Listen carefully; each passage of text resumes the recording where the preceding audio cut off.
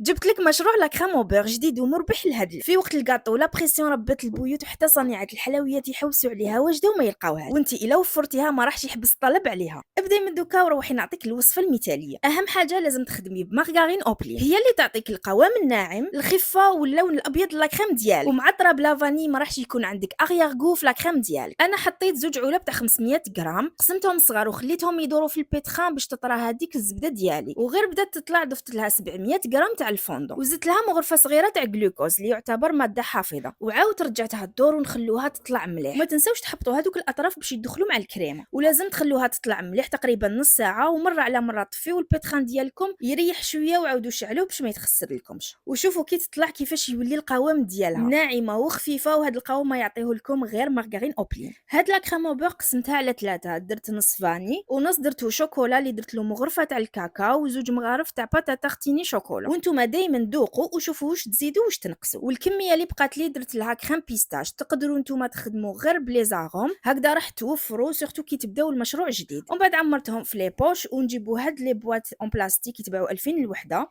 ونعمروهم فوق الميزان وديروا الوزن اللي حبيتوه 200 غرام ولا 250 غرام. وباش تحسبوا تجمعوا واش دخل لكم دوزن كامل، اضربوه في 2 وقسموه على عدد العلب. وانا هاد الكميه برك خرجت لي 8 علب تاع 250 غرام. من زينها وصفه اليوم، بسلامه.